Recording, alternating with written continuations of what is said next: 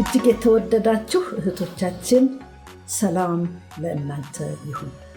በየዓመቱ የምናደርገው የቤዛ የሴቶች ኮንፈረንስ በዚህ ዓመት በሀገራችን በኢትዮጵያ ስለሚሆን ያልተመዘገባችሁ ሁሉ እንድትመዘገቡ ለማበረታታት ነው ዛሬ ወደ እናንተ የመጣ ነው።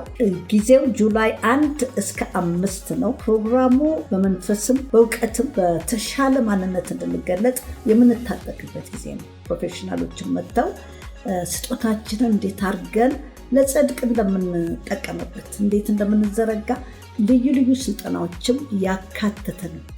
በዚህ ኮንፈረንስ ማናችሁም እንዳትቀሩ ምኞታችን ነው።